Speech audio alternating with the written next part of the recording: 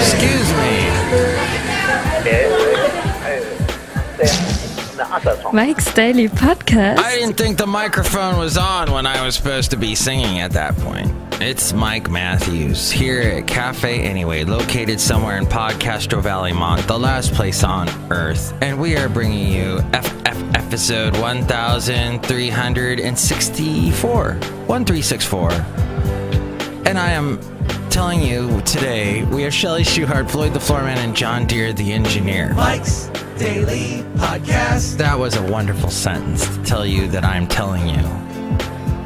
This very telling. And it's Mike's Daily Podcast. Something happened around 8:45 last night as I was watching television. Of course, I'm watching Netflix because that's my decision, and I don't watch any live shows at all.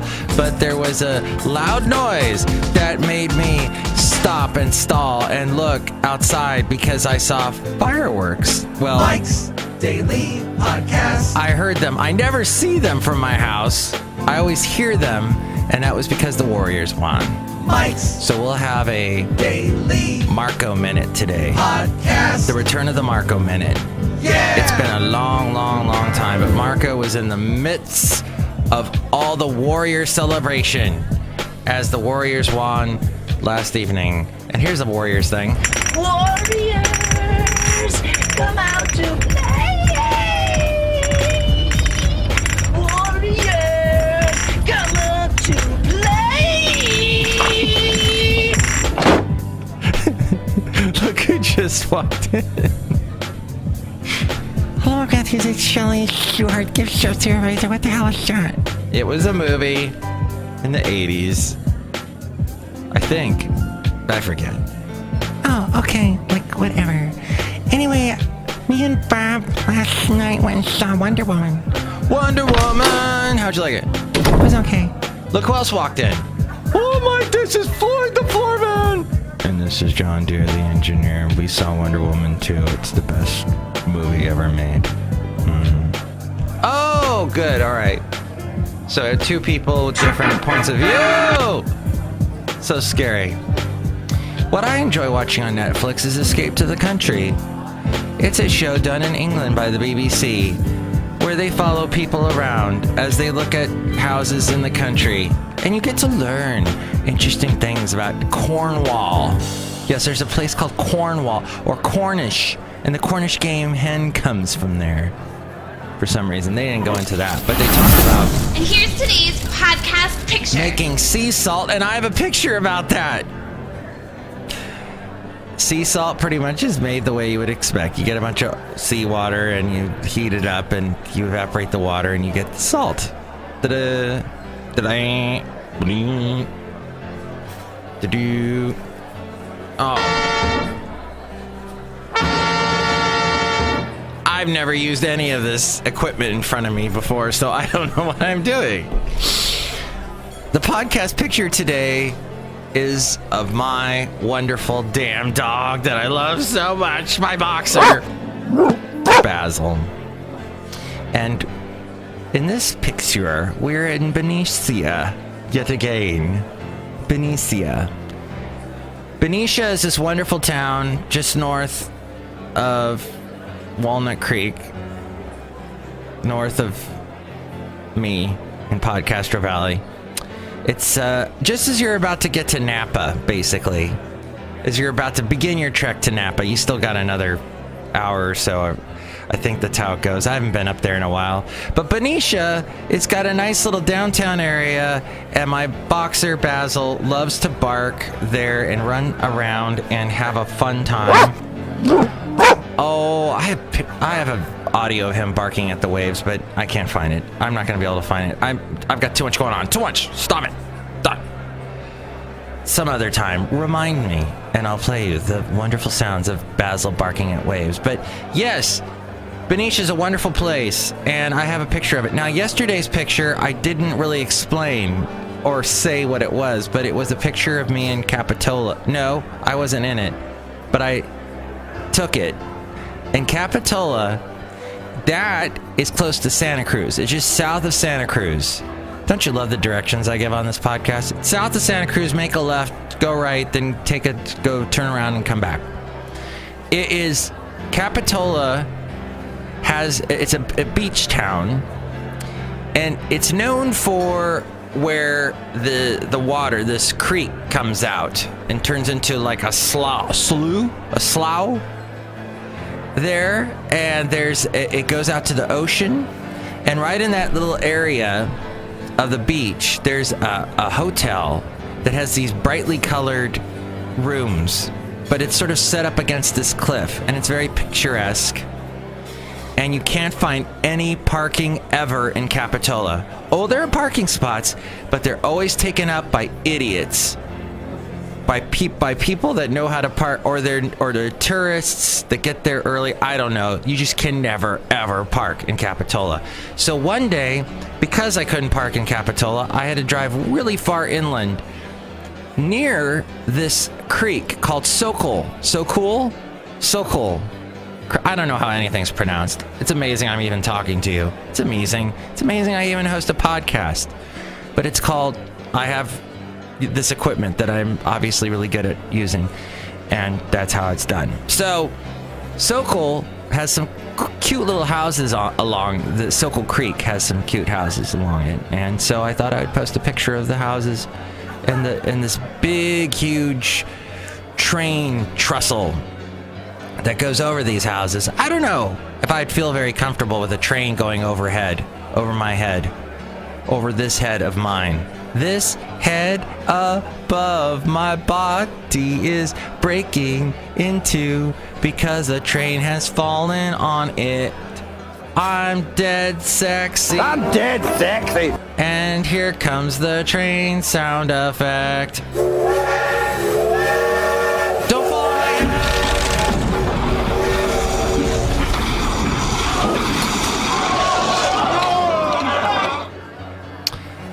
So that's a picture of that. Now, when I think of the word Sokol, I think of a woman that I knew that lived there, that I had met when I used to go down to Santa Cruz a couple times a year and let Basil run around the beach there. He loves running on beaches. Benicia, Santa Cruz. Although Santa Cruz, Benicia, they let you. It says dogs can be on the beach. It's okay, off leash. But in Santa Cruz, it's like, no, dogs aren't allowed anywhere, any place, anytime. No dogs, ever. That's how Santa Cruz is. And I met a woman there in one of these little areas where dogs can run on the beach, a little cove, if you will. I had Basil running around, and there was this lady. What was her name? Coriander, something like that. And she, beautiful eyes, piercing blue eyes. Blue eyes, baby's got blue eyes. If you're a woman with blue eyes, let me tell you, I've got a million songs I can sing for you. They've written so many songs. I just freeze every time you see through me, and it's all over you. Electric blue. On my knees. Help me, baby, tell me what can I do? Electric Blue. That was an Australian band called Ice House. And before that, Elton John. Blue eyes, baby's got blue eyes, like a blue day. Something. And of course, Blue Eyes Crying in the Rain by Willie Nelson. Oh, there's so many Blue Eyes songs. Brown Eyes, you've got your Van Morrison, but... Anywho, where was I? So, Coriander, or whatever her name was, we exchanged phone numbers, and I went down and met her again, I think 2 more times. Just had, nice dinner or lunch type thing, and we both had dogs, and they ran on the... I've met a lot of women through my dog, I must admit. But... that doesn't happen so much anymore. Most women that get dogs, this is from what I've found, from what I've discovered, my observations, are married or in a serious relationship, about to get married. So that's just not, it's not going to happen there. So Coriander, or whatever her name is, I was going to go down and see her a year ago. I was going to make my way down to Santa Cruz and meet up with her. And then there was some other woman that a friend of mine set me up with who lives in Santa Cruz, and my friend's like, hey, she wants to meet you. So I tried to schedule two women at the same time in Santa Cruz. Well, not at the same time, one right after the other, basically. Just have coffee with one and dinner with the other or something to that effect. And would you believe Coriander got mad about that? And I've not heard from her since. And she sent me a really vicious text. And in the text were several emoji that my Samsung didn't recognize. And I can only imagine what those emojis were. I will not translate them to Samsung because I'm sure they would not be worth watching or seeing. So, sorry to Coriander, but hey, I don't get down to Santa Cruz very often.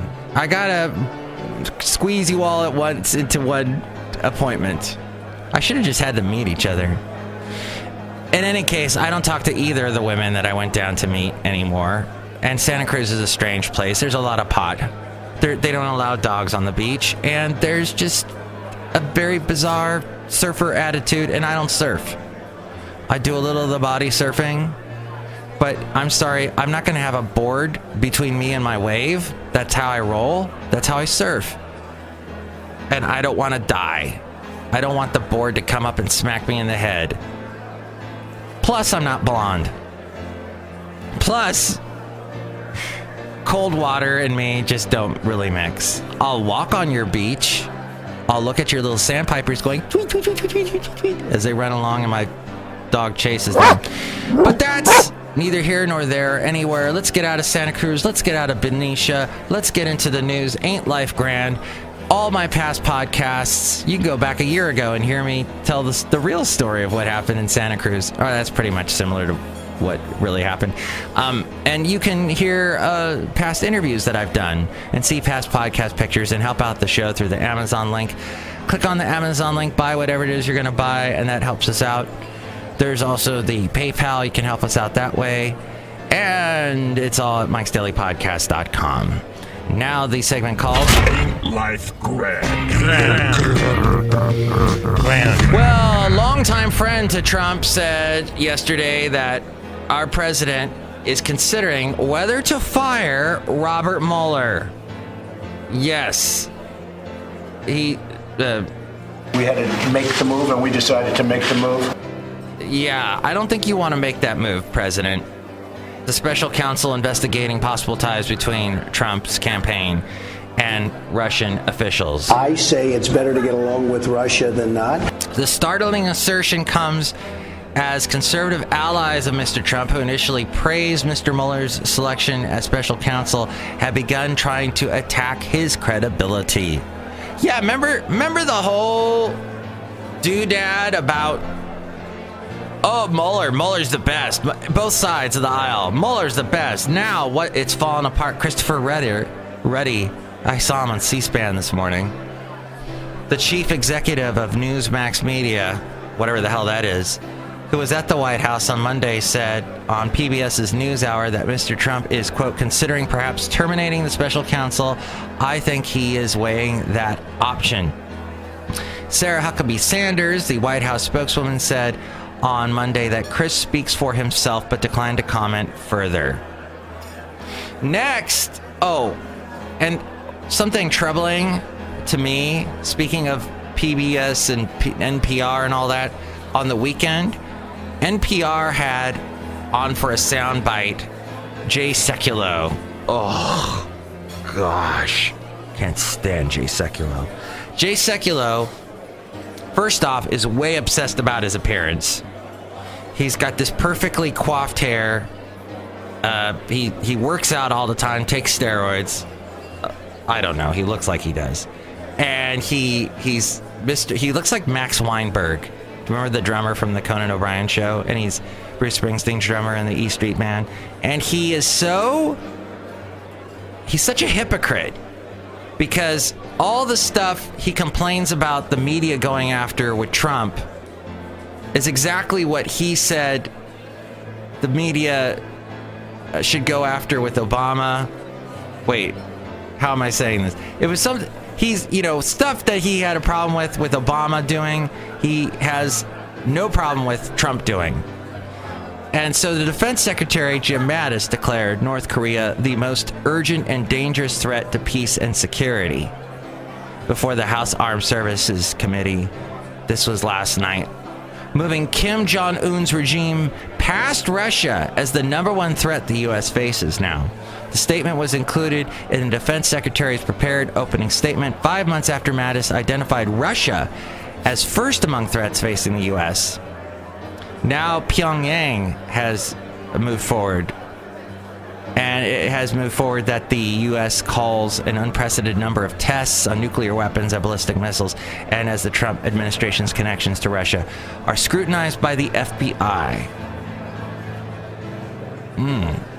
Now, Jeff Sessions, our U.S. Attorney General from Alabama, is likely to step into a legal minefield today when he answers questions under oath before the Senate Intelligence Committee about his contacts with Russian officials and his role in the firing of FBI Director James Comey. Paul Ryan says there's no story here. I think part of what is happening, I think Democrats are letting their hair on fire to get you to cover this story, to try and keep repeating the same story. And Paul Ryan also said that our president, he's never been president before, so cut him some slack. Excuse me, everybody who becomes president has never been president before. And you didn't cut any of them slack when they were Democrats, Paul Ryan.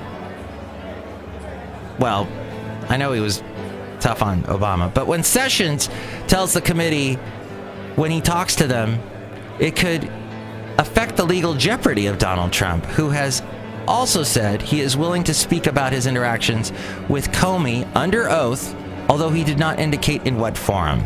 The Attorney General, who failed to inform the Senate about his meetings with Russian officials in his confirmation hearings, will face particularly tough questions about the senators, from the senators about his apparent role in Comey's dismissal. It should be very interesting today. The Comey hearing was it was huge ratings. Of course, it wasn't any one network covering it. All the networks were covering it, but people were tuned in. And Ken Rudin, who I mentioned on the show last week, who does a political podcast, who I do not think he should ever read anything, because it really sounds like he is reading when he is reading stuff. And apparently he has to script out his entire show, and that sucks, because he's best off the cup and improvisation, his improvising, being extemporaneous. He said that listening to the Comey hearings on the radio was way more informative than watching it, because when you watch it on TV, you're kind of being forced to see the camera guy, the producer, or woman, the producer person is showing you which camera to watch, and you're being instructed to see what they want you to see, basically. And when you're listening on the radio, you're just listening to words, and you're hearing the words, and you're hearing what's really being said, and you see beyond the layers. And that's why podcasting is very good as well, because you are listening and hearing words and getting the message more clearly. Quite frankly, I'm just so sick. I'm getting so sick of video. I'm getting sick of the reality shows, and that's a rant for another day. But a new malware variant capable of knocking out networks that run power grids around the globe has been discovered by a computer security company studying an attack on the Ukrainian power grid. The malicious code is capable of directly controlling electricity substation switches and circuit breakers, and could potentially turn everything off.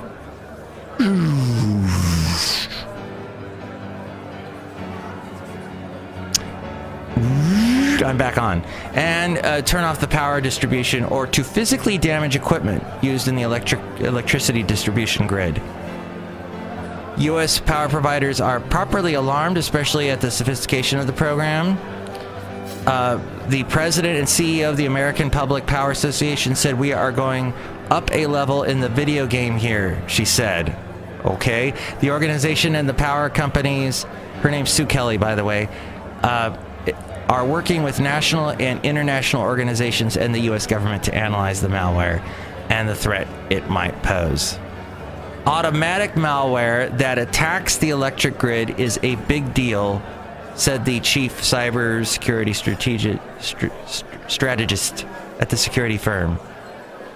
That is mentioned in this article that's on USA Today. Okay, let's get to the Marko Minute. The Marko Minute. The Marko Minute.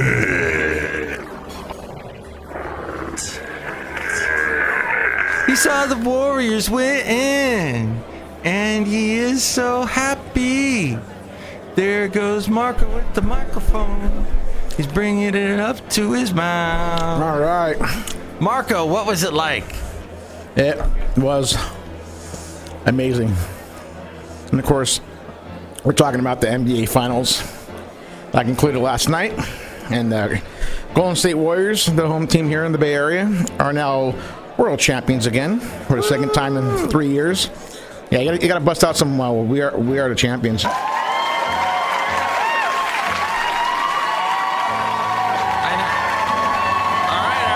God, they're so loud. We are the champions, my friend. Yeah, it was an amazing evening last night. You know, right now I feel like you seen the movie Euro Trip, right? No. Well, anyway. Was I supposed to? Well, there's a scene where, like, you know, the kids are in the movie. They're trying to get to Berlin, and they're hitchhiking, right? And they run into this bus driver who, like, speaks German too fast for the kid who's learning it, and he's telling him all this crap, and he's basically telling him at one point, he goes, "Yeah, I'm wired on schnapps, Benzedrine, and chocolate covered peanuts."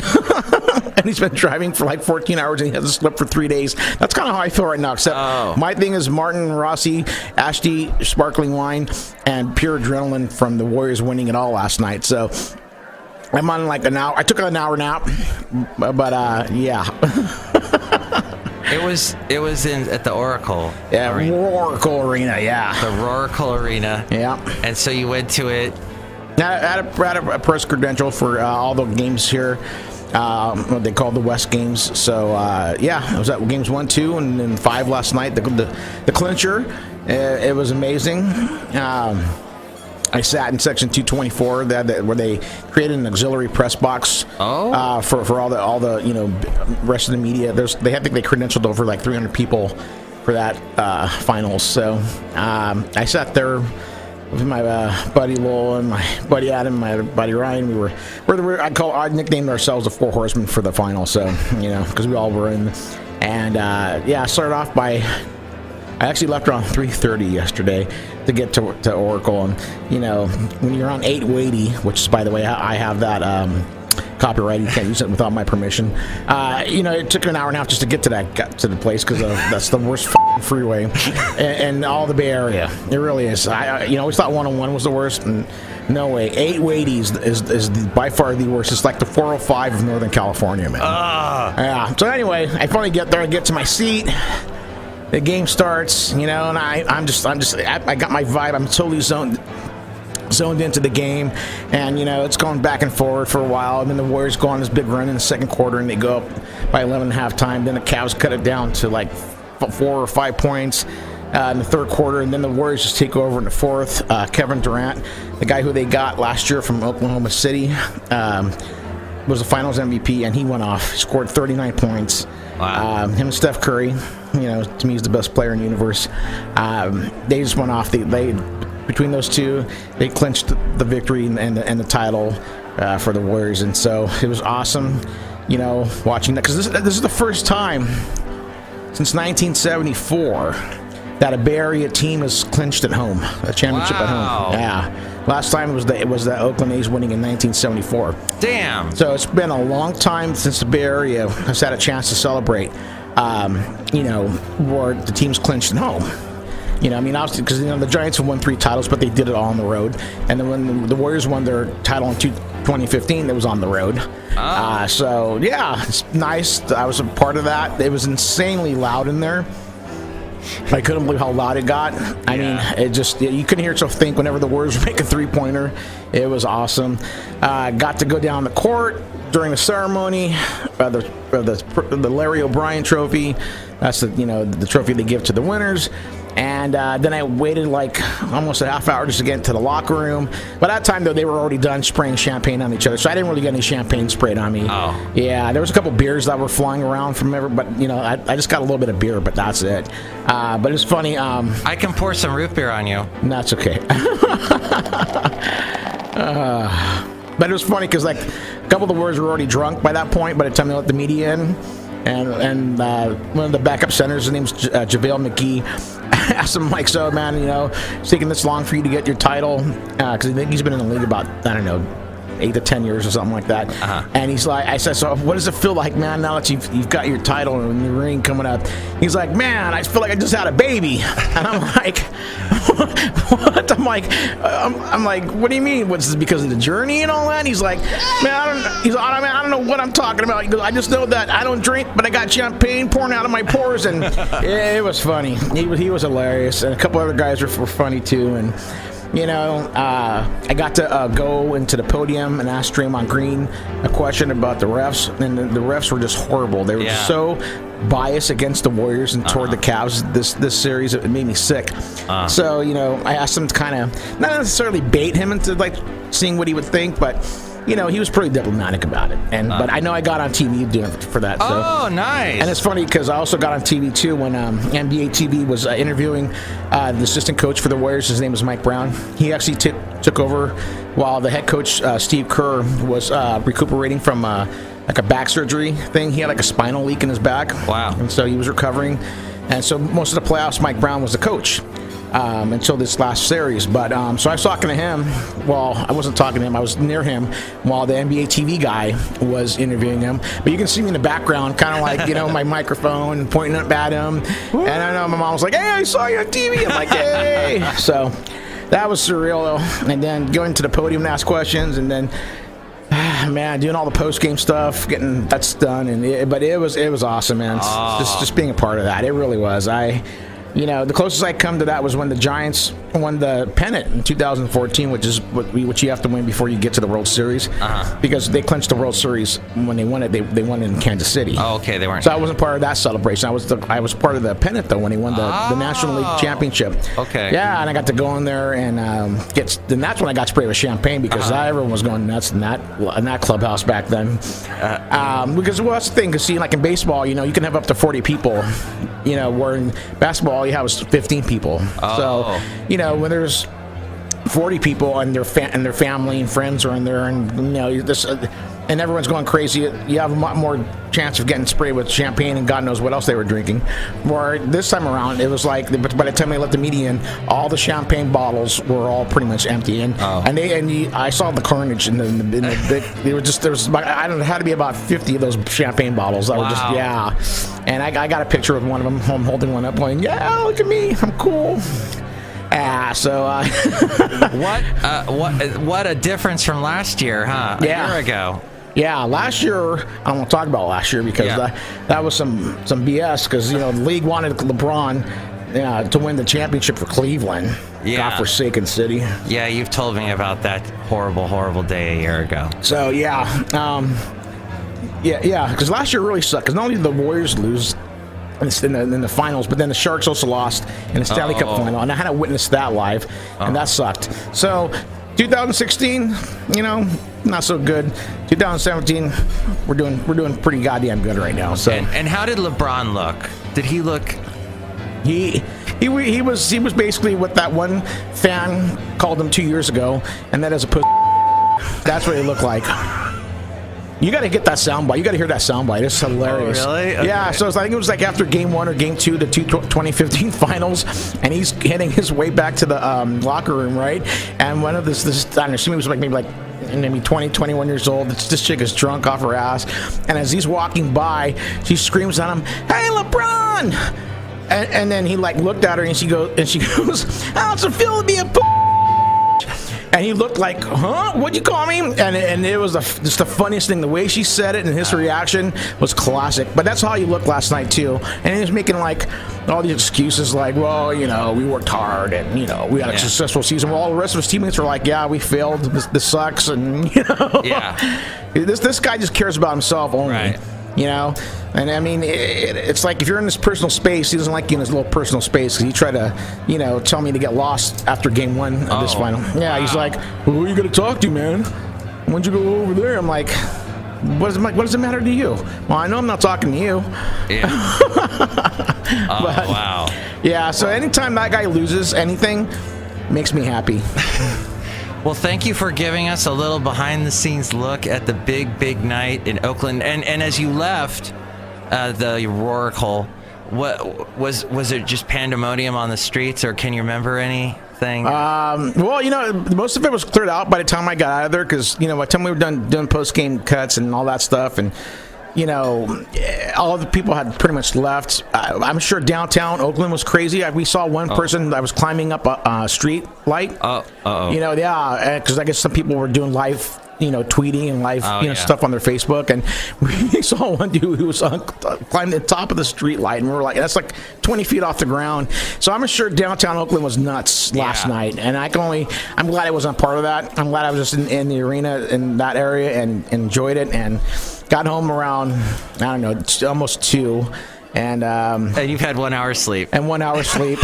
Like I said, Martin and Rossi Ashty, which I recommend, is a great sparkling wine, and adrenaline. So it's amazing, and I'm gonna go back there tonight actually, because Def Leppard, Poison, and Tesla are performing there tonight. Woo! So it's gonna be interesting to see how they transform that within a 12-hour period. Yeah. Thank you so much, Marco. Right on, Mikey. Marco Minute. Woo! If you would like to hear Marco's very own radio show on MetalDevastationRadio.com, that's where you go, MetalDevastationRadio.com. Marco becomes his alter ego, Damien Chaos, and plays some amazing metal of all types, going back in time to the birth of heavy metal to what it has become today. Listen to him Monday nights from 6 to 8. Monday nights, 6 to 8 Pacific time. And that's MetalDevastationRadio.com. Thanks, Marco. As we go outside of Café Anyway, we bring you Mike's Daily Podcast somewhere in Podcastro Valley. Dang, what a fun day in the Bay Area yesterday. Next show, it's going to be Benita, the Disgruntled Fiddle Player, and the Brewmaster. And I hope you have a good day wherever you are listening to this, hearing the message into your ear hole. Mike's Daily Podcast is written and produced and performed by Mike Matthews. His podcast is super easy to find. Download or listen to his show and read his blog at mikesdailypodcast.com. Email Mike now at mikesdailypodcast@gmail.com. See you tomorrow. Bye!